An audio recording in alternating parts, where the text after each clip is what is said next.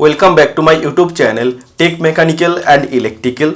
Indian Oil Corporation Limited IOCL की तरफ से जूनियर ऑपरेटर पोस्ट के लिए रिक्रूटमेंट पब्लिश हुआ था, जिसका एग्जामिनेशन 5 अप्रैल 2025 कंडक्ट होने वाला है और आप लोगों का हाथ में है सिर्फ 8 से 9 दिन के टाइम।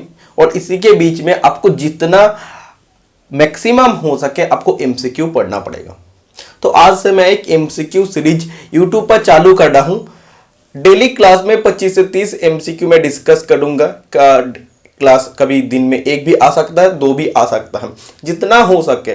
और जो भी मेरा तरफ से सजेशन होगा वो भी मैं आप लोगों के लिए इन दिनों में प्रोवाइड करते रहूंगा। तो एटलीस्ट मेरा यूट्यूब चैनल आप लोग फॉलो जरूर करिए। IOCL रिलेटेड जो भी अपडेट होगा, जो भी क्लासेस होगा, आपको यूट्यूब पर मिलते रहेगा। और अगर स्पेशल कुछ चीज की बात करते हैं तो बहुत पहले से IOCL जूनियर ऑपरेटर पोस्ट के लिए मॉक टेस्ट मैंने लॉन्च किया अपने ऐप पर, Tech Mechanical and Electrical app पर, जिसमें आपको total 25 set online mock test series आपको मिलेगा। 25 मैं बोला हूं, आपको 26 से 27 सेट मिलेगा। 27 सेट आप लगभग पकड़ कर चलिए। जैसे एग्जाम में 2 सेक्शन है। सेक्शन ए में आपका रहता है general science and subject knowledge, जिसे 50 क्वेश्चन पूछा जाएगा। और सेक्शन बी में आपका मैथ का 20 क्वेश्चन, रीजनिंग का 20 क्वेश्चन और जनरल अवेयरनेस का 10 क्वेश्चन। इस हिसाब से मॉक टेस्ट सीरीज को मैं तैयार किया हूं। 2 सेक्शन है, section wise cut off marks भी मैं तैयार किया हूं। एग्जाम में जैसे नो नेगेटिव मार्किंग है, आपको नो नेगेटिव मार्किंग का भी फीचर्स मिल जाएगा। रैंक आप चेक कर सकते हैं। हर एक क्वेश्चन को आप डिटेल सॉल्यूशन के साथ पढ़ सकते हैं। कोई भी क्वेश्चन में प्रॉब्लम हो रहा है, आप सॉल्यूशन देख के आप पढ़ सकते हैं। तो बहुत ही मेहनत के साथ मैं इन 25 सेट को बनाया हूं।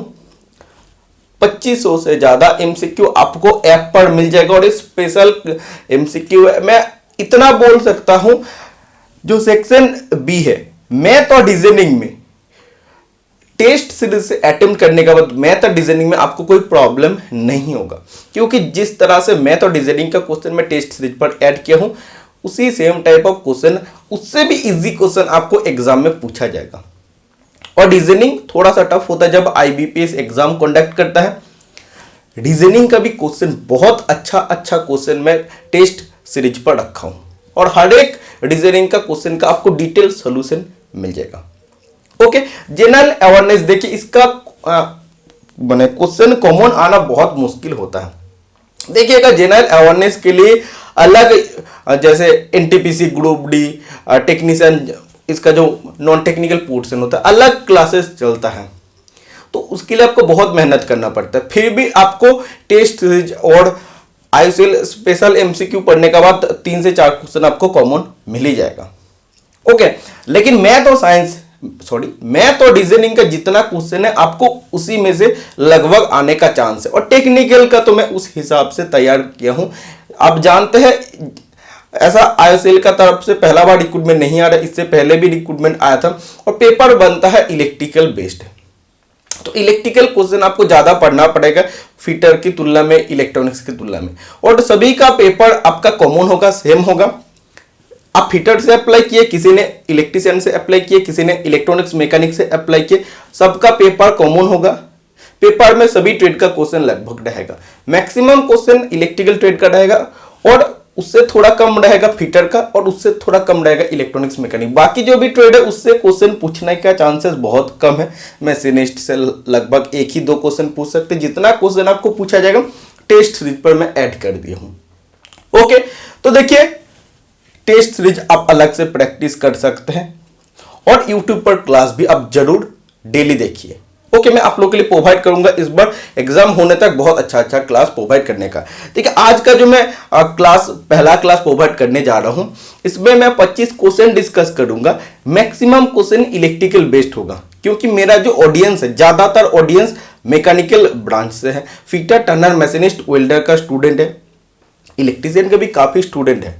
और आप लोग भी जानते हैं कि क्वेश्चन IOCL का पेपर का क्वेश्चन सब इलेक्ट्रिकल बेस्ड होता है। इससे पहले भी मैं आपको बोला हूं, और IOCL के लिए अलग प्लेलिस्ट है मेरा यूट्यूब चैनल में। तो प्लेलिस्ट का हर एक वीडियो देखने के लिए मैंने आप लोगों को रिक्वेस्ट किया था, आप लोग से रिक्वेस्ट किया था कि हर एक वीडियो आप देख लीजिए, क्योंकि IOCL का प्रीवियस ईयर क्वेश्चन पेपर से काफी बार क्वेश्चन रिपीट हुआ है।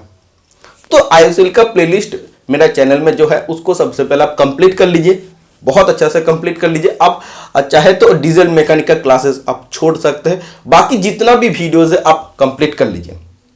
और आपको अभी पढ़ना है निम्मी का MCQ बुक, निम्मी का इलेक्ट्रीशियन MCQ, निम्मी का फिटर MCQ, निम्मी का इलेक्ट्रॉनिक्स मैकेनिक MCQ। तो आपको मिलेगा कहां?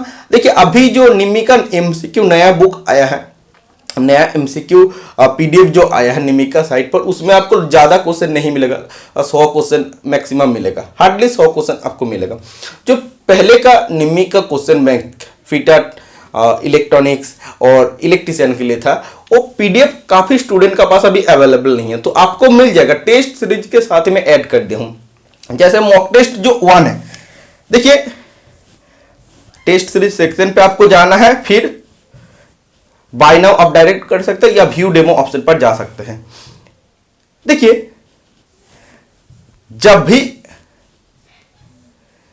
भी आप मॉक टेस्ट 1 देखते हैं उसके पास में व्यू ऑप्शन मिल जाता है। व्यू ऑप्शन में क्या है, इसमें एक PDF है, IOCL स्पेशल MCQ का PDF है, जिसमें आपको 200 plus IOCL related MCQ general knowledge का क्वेश्चन आपको मिल जाएगा। मॉक टेस्ट 2 के साथ भी आपको व्यू ऑप्शन मिल जाएगा, उसमें इलेक्ट्रीशियन ट्रेड का फर्स्ट सेमेस्टर का क्वेश्चन मैं अटैच कर दिया हूं। मॉक टेस्ट 2 में इलेक्ट्रीशियन सेमेस्टर 2 का क्वेश्चन मैं अटैच किया हूं। मॉक टेस्ट 3 में ये आपका क्या है, हाँ मॉक टेस्ट 3 में, मतलब ऐसे आप हर एक मॉक टेस्ट आप देख के चलिएगा, उसमें व्यू ऑप्शन आपको लगभग मिल जाएगा। उसी में मैं इलेक्ट्रीशियन फिटर और इलेक्ट्रॉनिक्स मैकेनिक का निम्मी का जो क्वेश्चन बैंक है उसको मैं ऐड कर दूंगा। तो आप डाउनलोड करके बहुत अच्छा से पढ़ लीजिए, क्योंकि IBPS पेपर बनाएगा तो आपको क्वेश्चन इसी से, टेक्निकल क्वेश्चन इसी से पूछा जाएगा। कुछ पढ़िए ना पढ़िए, निम्मी का MCQ PDF सबसे पहले पढ़ लीजिए, उसके बाद आप मॉक टेस्ट पढ़ के चलिए, और फिर एटलीस्ट यूट्यूब का वीडियो देखिए, क्योंकि जिसका सिलेक्शन होगा ना वो पहले से बहुत एक्स्ट्रा पढ़ रहा है या पढ़ रहा था।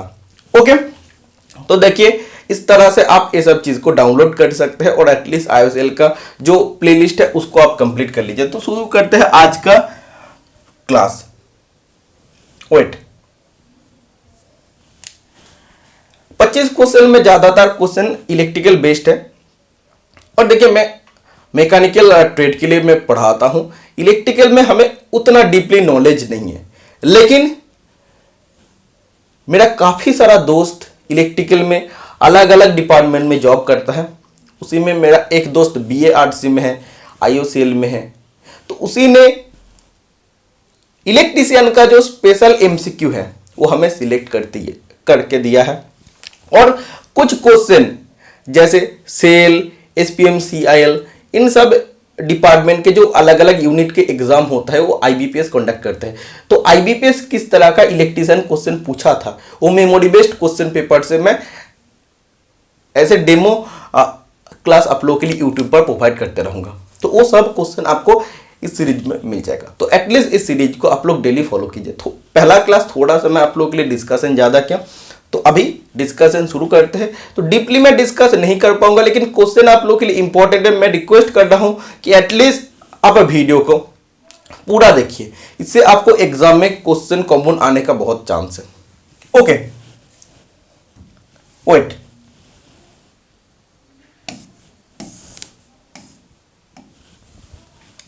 देखिए the reciprocal of ohm is, तो ओम के उल्टा क्या होता है, रेसिप्रोकल क्या होता है, तो ओम किसका यूनिट होता है, रेजिस्टेंस का यूनिट होता है। ओके, तो रेजिस्टेंस का रेसिप्रोकल क्या होता है, कंडक्टेंस होता है। कंडक्टेंस, रेजिस्टेंस मतलब बाधा प्रदान करता है, और कंडक्टेंस मतलब वो सुचालकता। ओके, तो ओम के रेसिप्रोकल क्या हो जाता है, ऑपोजिट क्या हो जाता है, सीमेंस हो जाता है, जिसे हम लोग मोस भी कह सकते हैं। ओके, तो कंडक्टेंस का यूनिट क्या है, सीमेंस भी होता है और मोल्स भी होता है। ओके, बहुत इंपॉर्टेंट क्वेश्चन है, देखिएगा यूनिट से क्वेश्चन आपको एक दो पूछा जाएगा पेपर में। आइडेंटिफाई द टूल, इस टूल का नाम क्या है? देखिए आप सभी स्टूडेंट लगभग जानते हैं इस टूल का नाम है चीजल। ठीक है, चीजल और हैमर से जो हम लोग ऑपरेशन करते हैं उसे चिपिंग ऑपरेशन कहते हैं। क्वेश्चन आपको ऐसा पूछा जाता है, जब हम लोग माइल्ड स्टील का चिपिंग करते हैं तो चिपिंग एंगल कितना होना चाहिए? तो 55 डिग्री चिपिंग एंगल होना चाहिए। चीजल टू टाइप होता है, एक हॉट चीजल, एक कोल्ड चीजल। हॉट चीजल का कटिंग एंगल होता है 30 डिग्री और कोल्ड चीजल का कटिंग एंगल होता है 60 डिग्री। किससे बने होते हैं? हाई कार्बन स्टील और क्रोम वेनेडियम स्टील से बने होते हैं। इसका कटिंग एज हार्डन होता है एंड ग्राउंड होता है। ओके, और इसका क्रॉस सेक्शनल व्यू कैसा होता है, क्रॉस सेक्शन कैसा होता है? हेक्सागोनल होता है और ऑक्टागोनल होता है। दोनों ऑप्शन में रहेगा तो ऑक्टागोनल राइट आंसर हो जाएगा। ओके, समझ आ गया है।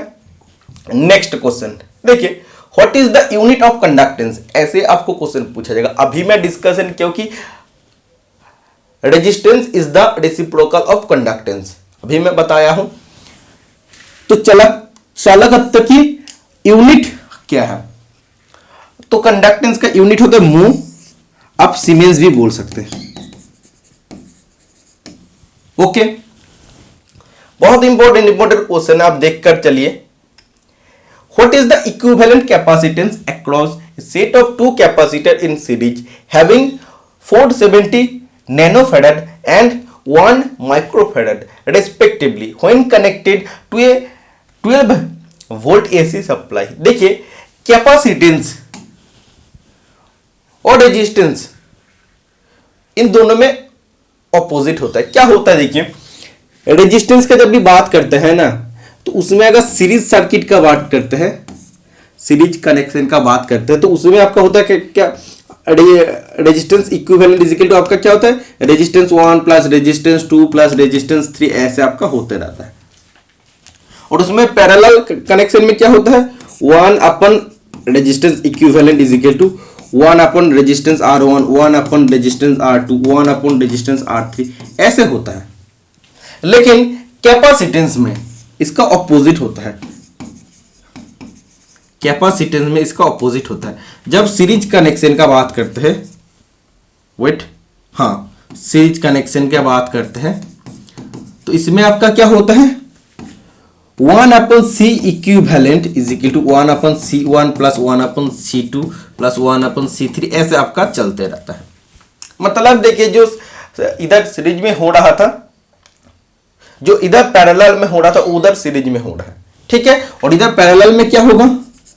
पैरेलल में इधर जो सीरीज में हो रहा तो वो होगा, तो पैरेलल में आपका होगा क्या? C equivalent is equal to आपका हो जाएगा C1 plus C2 plus C3, ऐसा आपका होता रहेगा। ओके, तो इसमें देखिए, इसमें आपको बोला है दो कैपेसिटर दिया है, 470 नैनोफैराड और 1 माइक्रोफैराड। आप जानते हैं माइक्रोन से नैनो में जाने के लिए आपको क्या करना पड़ेगा? आपको 1000 से मल्टीपल करना पड़ेगा। तो ये आपका क्या हो जाएगा? ये आपका 1000 नैनोफैराड आपका हो जाएगा।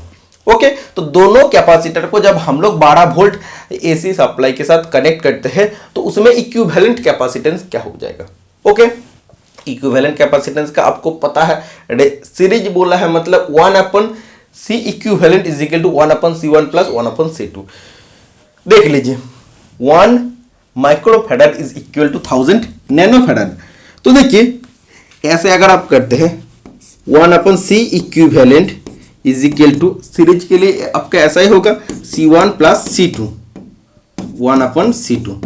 ठीक है, तो इसमें देखिए, इसमें आपका क्या हो जाएगा? C2 प्लस C1 अपन आपका हो जाएगा C1 C2। ठीक है, ये आपका क्या होगा? C इक्विवेलेंट हो रहा है, 1 अपन C इक्विवेलेंट, तो सिर्फ अगर C इक्विवेलेंट आप कर देते तो ये आपका क्या हो जाएगा? C1 C2 अपन C2 प्लस C1। तो यही देखिए ना, आपका हो रहा है ना। तो इसमें आपको C1 C2 का वैल्यू आपको पुट करना है। तो C1 का वैल्यू था 470 नैनोफैराड, C2 का वैल्यू इतना है, और नीचे देखिए आपको प्लस करना पड़ेगा, तो इसको टोटल कैलकुलेट करने के बाद 320 नैनो फैराड टोटल आपका इक्विवेलेंट कैपेसिटेंस आ जाएगा। ओके, तो ऑप्शन नंबर देखिए ये राइट आंसर हो जाएगा। Next question, what happens when A voltmeter is connected in series with A circuit. बहुत इंपॉर्टेंट क्वेश्चन है, ये भी क्वेश्चन आपको एग्जाम में पूछे जाने का काफी चांस है। क्या होता है जब वोल्टमीटर को एक सर्किट के साथ श्रेणी क्रम में जोड़ा जाता है। किसी भी वोल्टमीटर को जब एक सर्किट के साथ सीरीज कनेक्शन में जोड़ा जाता है तब होता क्या है, तो small current flow in the circuit, मतलब परिपथ में कम धारा प्रभावित होते हैं। बहुत इंपॉर्टेंट क्वेश्चन है, ऑप्शन नंबर ए इसका राइट आंसर हो जाएगा। वोल्टमीटर किस लिए यूज होता है, पोटेंशियल डिफरेंस यानी कि वोल्टेज को मेजर करने के लिए। एमीटर किस लिए, करंट को मेजरमेंट करने के लिए। ओम मीटर किस लिए, रेजिस्टेंस मेजरमेंट करने के लिए। If a capacitor stores 0.24 coulomb at 10 volt then its capacitance is. देखिए एक न्यूमेरिकल क्वेश्चन है और पूछे जाने का चांस है, और एक क्वेश्चन आपका एसपीएमसीएल का पेपर में पूछा था।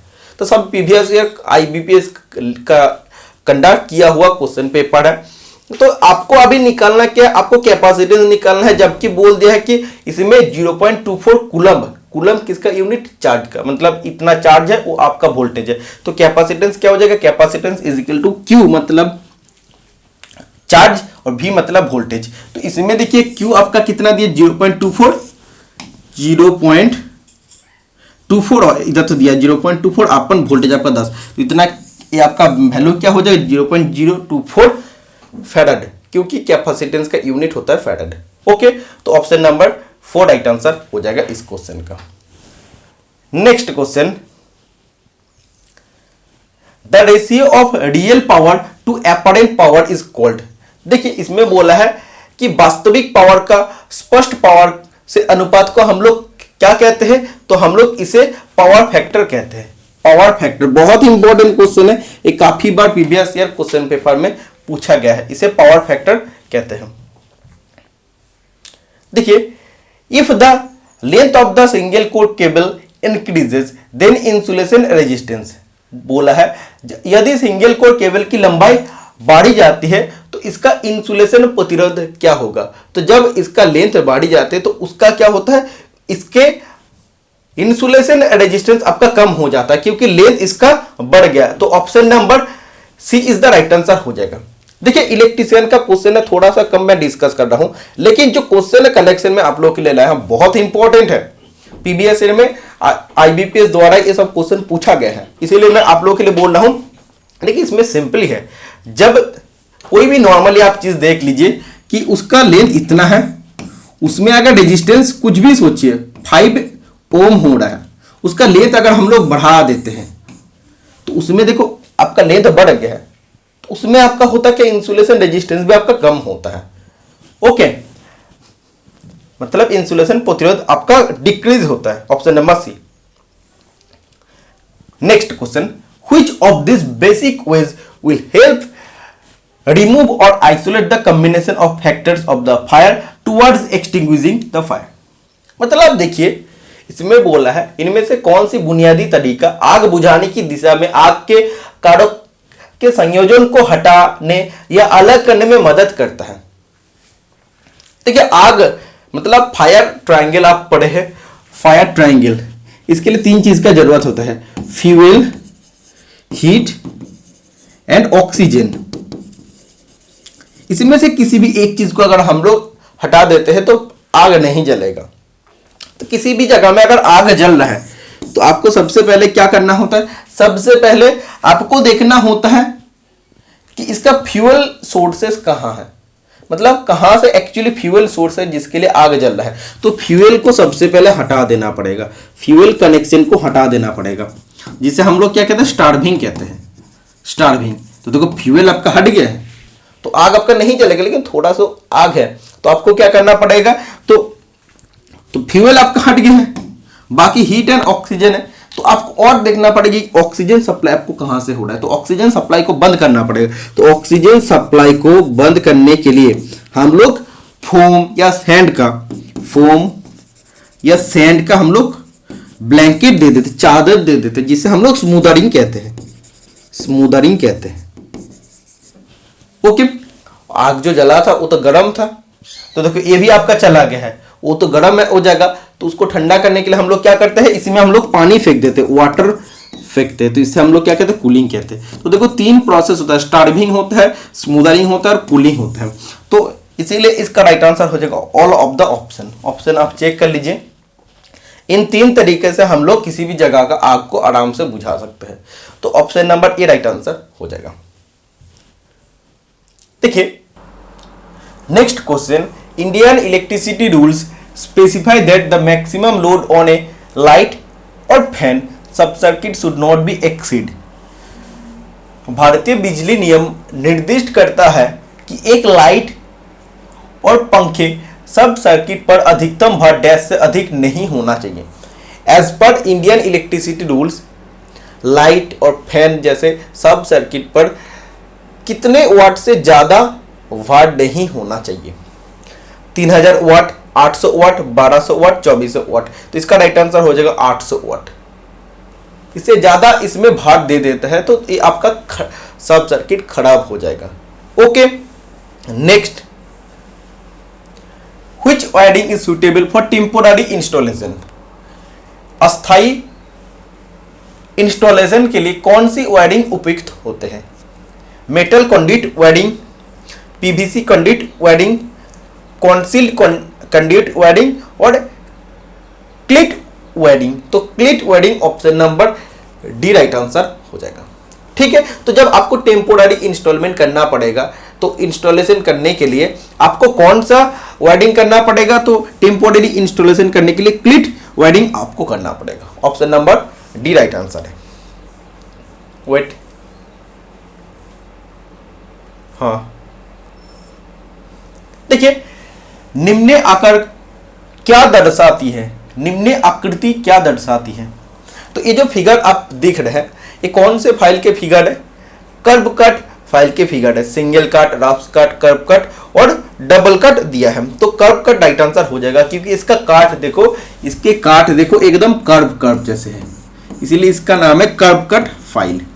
सिंगल कट में काट कैसा रहता है? सिंगल कट में काट सिर्फ एक ही रो में रहता है, डबल कट में 2 रो ऑफ टीथ रहता है। ओके, और रफ कट में टीथ कैसा होता है? टीथ इंडिविजुअल होता है, टीथ का शेप होता है ट्रायंगुलर, ऐसे अलग अलग टीथ रहता है। ओके, रफ कट फाइल का शेप कैसा होता है? सेमी सर्कुलर होता है। और रफ कट फाइल किस लिए यूज किया जाता है? वुड, लेदर, ऐसे सॉफ्ट मेटल का फाइलिंग करने के लिए। कर्व कट फाइलिंग का हम लोग कहाँ यूज करते हैं? जहां पे आपको डीपर कटिंग एक्सटेंड करना है, ज्यादा मेटल आपको काटना है, और सॉफ्ट मेटल जैसे एल्यूमिनियम, टीन, कॉपर, प्लास्टिक का जब फाइलिंग करना पड़ेगा तभी हम लोग कर्व कट फाइल का यूज करते हैं। जब आपको सॉफ्ट मेटल का फाइलिंग करना है तो सिंगल कट फाइल यूज होता है। जब आपको स्टील जैसा हार्ड मेटल का फाइलिंग करना होता है तब आपको डबल कट फाइल का यूज करना पड़ेगा। Okay, next question, dash states that the illumination of a surface is inversely proportional to the square of the distance of the surface from the source. इसमें बोला है, डैश बताता है कि एक सतह को प्रदीपन उद्गम से सतह की दूरी के वर्ग के व्यस्तानुपातिक होते हैं।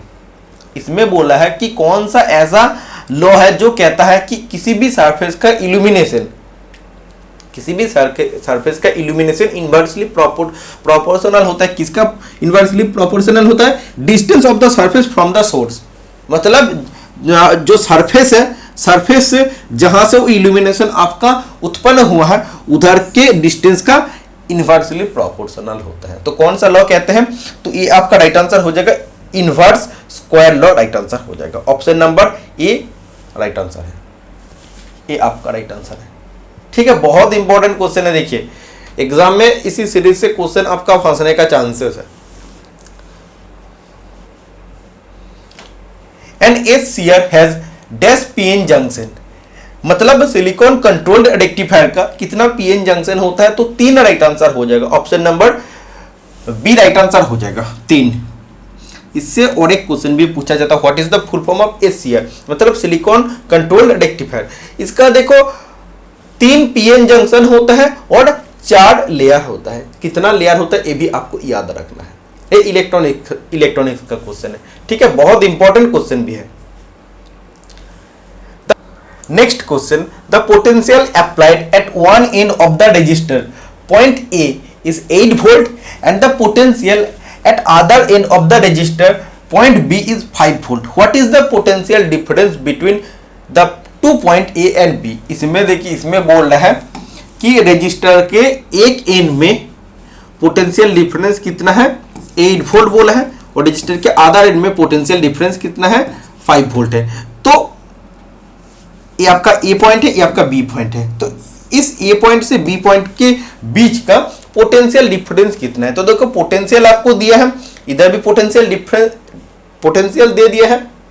तो ए से बी का पोटेंशियल डिफरेंस निकालने के लिए आपको ए माइनस बी करना पड़ेगा। तो 8 वोल्ट माइनस 5 वोल्ट, तो ये आपका कितना हो जाएगा, 3 वोल्ट आपका राइट आंसर हो जाएगा। ओके, न्यूमेरिकल से भी क्वेश्चन आपको आने का चांसेस है, तो option number D right answer हो जाएगा। अब देख लीजिए, potential difference is equal to point A voltage minus point B voltage. तो 8 माइनस 5 इज इक्वल टू 3 वोल्ट। देखिए, एक क्वेश्चन आपका 100% आपका पेपर में आएगा, वो है आपका किरचॉफ्स करंट लॉ और किरचॉफ्स वोल्टेज लॉ। 2 क्वेश्चन मैं आपको बता रहा हूं, इसमें से एक क्वेश्चन आपको मिलेगा। जो 2024 में टेक्निकल अटेंडेंट का पेपर हुआ था, उसमें किरचॉफ्स लॉ से 3 से 4 क्वेश्चन आपको पूछा गया था। सेम कॉन्सेप्ट है, सेम कॉन्सेप्ट से आपको 3 से 4 क्वेश्चन पूछा गया था। इसमें देखिए बोल रहा है, if KCL Kirchhoff's current law is applied to a junction in a network of conductor, then यदि कंडक्टर के नेटवर्क में एक जंक्शन पर KCL लागू किया जाता है तो क्या होता है। तो the algebraic sum of the current meeting at the junction is 0। देखिए, किसी भी आपका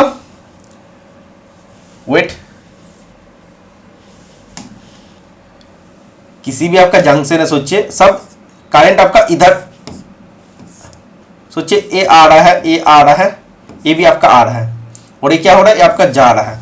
तो सोचिए इधर से आपका अगर जो भी अमाउंट ये तीनों मिला के जितना ये आपका नोड में आ रहा है लॉ के हिसाब से, उतना ही अमाउंट ऑफ वैल्यू आपका निकाल भी जाता है नोड से। तो इक्वल आपका क्या हो जाता है, इक्वल आपका 0 होता है। जितना आपका नोड में आता है उतने आपका नोड से निकल जाता है। तो इक्वल आपका क्या होता है, 0 होता है। इसीलिए देखिए, the algebraic sum of the current meeting at the junction is 0, आपका फाइनली 0 होता है। इसमें देखिए, किरचॉफ्स करंट लॉ आपको क्या कहते हैं, इसमें कहते हैं in simple terms what KCL really says that the sum of all current entering a node, node में कितना करंट आ रहा है, equal to the sum of the all current leaving the node. और वो किसके साथ इक्वल होता है कि टोटल नोड, मतलब ऑल करंट को मिला के नोड से कितना करंट निकल जा रहा है। तो दोनों क्या होता है, इक्वल होता है, मतलब फाइनली आपका 0 ही होता है। तो ऑप्शन नंबर ए इस क्वेश्चन का राइट आंसर हो जाएगा। The algebraic sum of the current meeting at the junction is 0। इसको आप याद रखिएगा, बहुत इंपॉर्टेंट क्वेश्चन है, और इस लॉ से एक क्वेश्चन 100% आपको पूछा जाएगा। Which of the following is the IE rule for service line and apertures on consumer premises. IE मतलब इंडियन इलेक्ट्रिसिटी रूल। तो उपभोक्ता के परिसर में सेवा लाइन और उपकरण के लिए निम्नलिखित में से कौन सा IE नियम होते हैं। तो आपका IE रूल 30 होते हैं, ठीक है। तो ऐसे आपको क्वेश्चन पूछा जाएगा, सर्विस लाइन और अपर्चर्स ऑन कंज्यूमर प्रीमिसेस, तो इसके लिए IE रूल आपका 30 होते हैं। Next question, the incandescent lamp operates at A dash power factor, मतलब ताप दीप्त लैंप डैश पावर फैक्टर पर संचालित होते हैं। 0.5 लीडिंग, 0.5 लैगिंग, 0 और यूनिटी। तो यूनिटी ऑप्शन नंबर डी आपका राइट आंसर हो जाएगा। ओके, तो इनकैंडेसेंट बल्ब वो किस पावर फैक्टर में उसे चालित होता है, तो वो आपका यूनिटी राइट आंसर हो जाएगा, power factor unity. Next question, which device convert sunlight into electric energy, मतलब वो कौन सा ऐसा डिवाइस है जो सनलाइट को, सूर्य किरण को इलेक्ट्रिकल एनर्जी में कन्वर्ट करते हैं।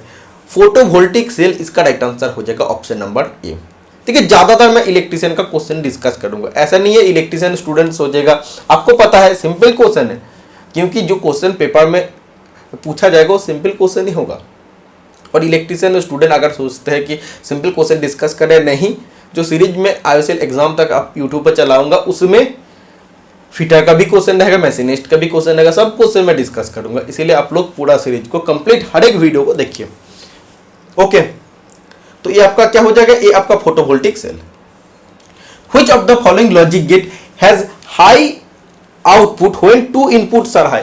जब हम लोग दो इनपुट ही दे रहे हैं, इनपुट ए इनपुट बी दोनों जब हम लोग हाई देते हैं तो आपका आउटपुट हाई आता है। तो किस गेट में होता है, तो ए आपका होता है option number D, AND gate में। एंड गेट राइट आंसर हो जाएगा। ओके, ऐसे अगर आपको क्वेश्चन पूछा जाए which of the following logic gate gives high output with all its input low. दो इनपुट ये हम लोग लो दे रहे हैं, दो इनपुट ये हम लोग लो दे रहे हैं, ए और बी दोनों इनपुट लो दे रहे हैं, लेकिन उसका आउटपुट हाई आ रहा है, किस गेट में होता है, तो ये आपका नॉर गेट राइट आंसर हो जाएगा। Okay, next, in A DC machine the form of armature MMF waveform is. सबसे पहले एमएमएफ का फुल फॉर्म आपको याद रखना है, मैग्नेटोमोटिव फोर्स। एक डीसी मशीन में आर्मेचर एमएफ तरंग रूप का रूप डैश होता है। तो एक डीसी मशीन में उसका आर्मेचर एमएमएफ का तरंग रूप कैसा होता है, सिनुसोइडल, रेक्टेंगुलर, सर्कुलर और ट्रायंगुलर। तो triangular option number D right answer हो जाएगा। Next question, what is the form factor value of A square wave. Square wave के लिए फॉर्म फैक्टर मान क्या होते हैं, बहुत इंपॉर्टेंट है, इसका मान होता है 1। देखिए अब आपको फॉर्म फैक्टर क्या होता है और पीक फैक्टर क्या होता है वो आपको जानना है, इससे भी एक क्वेश्चन आपको पूछे जाने का चांस है। देख लीजिए, the ratio of the maximum value, maximum value को हम लोग पीक वैल्यू कहते हैं, to the RMS value is known as peak factor और क्रेस्ट फैक्टर। पीक फैक्टर और क्रेस्ट फैक्टर दोनों आपका सेम होता है। तो इसके लिए क्या होता है, मैक्सिमम वैल्यू, इसी को हम लोग पीक वैल्यू कहते हैं, पीक वैल्यू भी बोल सकते हैं अपन आरएमएस वैल्यू। ठीक है, याद रखिए, बहुत इंपॉर्टेंट है। और form factor, the ratio of the RMS value, RMS value का जो रेशियो है टू द एवरेज वैल्यू, इसे हम लोग फॉर्म फैक्टर कहते हैं। ठीक है, तो देखिए आपको फॉर्म फैक्टर से क्वेश्चन पूछा है, जैसे स्क्वायर वेव का आपको पूछा है, तो square wave with 0 DC value आपका क्या बोला मैं आपको 1 हो जाएगा। अगर सिनुसोइडल वेव होता है तो उसका वेव फॉर्म होता है 1.11। अगर आपका ट्रायंगुलर वेव होता है तो उसका कितना होता है, उसका फॉर्म फैक्टर होता है 2/√3। और अगर full wave rectified with sine wave, full wave rectified with sine wave होता है तो ये आपका क्या हो जाता है 1.11 आपका हो जाता। ओके, तो चारों चीज़ आप याद रखें। देखिए इससे भी क्वेश्चन आपको एक क्वेश्चन कॉमन आ सकता है, बहुत ही इंपॉर्टेंट है, सब प्रीवियस सेट से पूछा गया है। Dash helps the communication process in DC generator. Dash DC generator में कम्युनिकेशन प्रक्रिया में मदद करता है। Compensating winding the cooling fan, pole shoes और इंटरपोल्स। तो interpole option number D right answer हो जाएगा। ओके, कभी कभी देखिएगा इंटरपोल के जगह कम्यूटेटर रहता है तो कम्यूटेटर राइट आंसर तब आपका होगा, लेकिन इस हिसाब से क्वेश्चन का हिसाब से इंटरपोल्स राइट आंसर हो जाएगा। The amount of charge stored in a capacitance is proportional to the, मतलब धारिता में संग्रहित आवेश की मात्रा डैश के अनुपातिक होता है। देखिए इसमें बोला है कि किसी भी कैपेसिटेंस में कितना चार्ज स्टोर है वो किसका प्रोपोर्शनल होता है, अप्लाइड वोल्टेज का प्रोपोर्शनल होता है। तो option number A right answer हो जाएगा। जितना वोल्टेज हम लोग अप्लाई करते हैं वो किसका प्रोपोर्शनल होता है, कैपेसिटेंस में कितना चार्ज आपका स्टोर हो रहा है उसका प्रोपोर्शनल होता है। जितना आप लोग वोल्टेज देंगे उतने ज्यादा अमाउंट ऑफ चार्ज कैपेसिटर में स्टोर होगा, ये सिंपल बात है। और जितना कम वोल्टेज आप लोग अप्लाई करेंगे उतना कम अमाउंट ऑफ चार्ज कैपेसिटेंस में या कैपेसिटर में स्टोर होगा। सरल अनुपातिक, ठीक है। Capacitance is measured in, capacitance किससे मेजर किया जाता है, फैराड, ओहम, एम्पियर और हेनरी। तो देखिए ये आपका फैराड राइट आंसर हो जाएगा ऑप्शन नंबर ए। हेनरी किसका यूनिट होता है, इंडक्टेंस का यूनिट होता है हेनरी। यूनिट से आपको बहुत अच्छा से पढ़कर जाना है, यूनिट से क्वेश्चन आपको पूछे जा सकता है। देखिए identify the given warning sign. Warning sign 4 type of sign होते हैं, prohibited sign, mandatory sign, warning sign और इंफॉर्मेशन साइन। प्रोहिबिटेड मतलब जो करना एकदम पूरा माना है, पेडिस्ट्रियन प्रोहिबिटेड, किसी भी जगह में देखना स्मोकिंग प्रोहिबिटेड, आपको किसी जैसे आप फ्लाइट में जाते हैं उसमें देखना जो सिंबल होता है वो आपका प्रोहिबिशन साइन है कि आपको फ्लाइट में बैठ के स्मोकिंग नहीं करना है। मैंडेटरी मतलब जो आपको करना है, जैसे मास्क पहनना है, ग्लव्स पहनना है, हेलमेट पहनना है, वो आपका मैंडेटरी साइन में आता है। और वार्निंग साइन मतलब जो आपको चेतावनी देता है कि आपको नहीं करना चाहिए। जैसे ये आपका सिंबल क्या इंडिकेट कर रहा है, ये सिंबल आपका इलेक्ट्रिक शॉक को इंडिकेट कर रहा है, इलेक्ट्रिक शॉक को इंडिकेट कर रहा है। ऐसे सिंबल आपको अगर कहीं देखने को मिलता है मतलब वो आपको सावधान कर रहा है कि इलेक्ट्रिक शॉक लगने का इधर चांस है, आप थोड़ा सा सावधान रहिए। ओके, वार्निंग साइन का सिंबल कैसा होता है, साइन कैसा होता है, ट्रायंगुलर शेप का होता है। ओके, और उसके देखिए जो बॉर्डर होता है और सिंबल होता है ब्लैक कलर का होता है, बैकग्राउंड आपका किस कलर है, येलो कलर का होता है। इंफॉर्मेशन सिंबल का एग्जाम्पल क्या होता है, जैसे आपका टॉयलेट होता है, फास्ट एड होता है, तो वो आपका सब इंफॉर्मेशन साइन आता है, वो आपको इन्फॉर्म करता है कि ये आपका टॉयलेट है, ये आपका मेडिकल हॉस्पिटल है, मतलब हॉस्पिटल है। प्लस साइन देख के आप पता चल जाता है, एम्बुलेंस में देखना प्लस साइन लगा रहता है, मतलब वो मेडिकल रिलेटेड है। Next question, as the speed of an alternator increases the frequency, जैसे जैसे ऑल्टरनेटर की वेग बढ़ती है आवृत्ति डैश होते हैं। जब भी ऑल्टरनेटर के स्पीड बढ़ते हैं तो फ्रीक्वेंसी भी उसके साथ साथ बढ़ते हैं, मतलब सरल अनुपातिक होता है, डायरेक्टली प्रोपोर्शनल होता है। अगर ऑल्टरनेटर की स्पीड कम होगा तो फ्रीक्वेंसी भी कम हो जाएगा। फ्रीक्वेंसी का यूनिट होता है हर्ट्ज, HERTZ, शॉर्ट फॉर्म में हम लोग HZ से लिखते हैं। Next question, the machine in which energy transfer happens both through induction and conduction is an, मतलब वो मशीन जिसमें प्रेरण और चालन दोनों के माध्यम से ऊर्जा ट्रांसफर होते हैं, उस मशीन को हम लोग क्या कहते हैं, मतलब ऐसा कौन सा मशीन है जिसमें एनर्जी ट्रांसफर इंडक्शन से भी होता है और कंडक्शन से भी होता है, तो कौन सा ऐसा मशीन होता है, तो auto transformer, option number B आपका राइट आंसर हो जाएगा। ओके, 29 नंबर क्वेश्चन हो गया ऑटो ट्रांसफर का, ये फिगर आप देख लीजिए। 30 क्वेश्चन डिस्कस कर रहा हूं आज का क्लास में। देखिए, 11 volt battery has 3 lamps connected in parallel, the resistance of each lamp is 6 ohm, how much current is flowing in a circuit।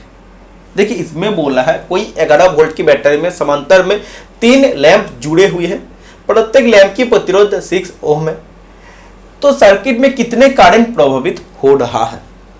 देखिए बैटरी 11 वोल्ट का बोला है और इसमें आपको रेजिस्टेंस बोला है, ऐसे आपका 3 रेजिस्टर पैरेलल में कनेक्ट है, तो आपको निकालना है सर्किट में कितना करंट फ्लो हो रहा है।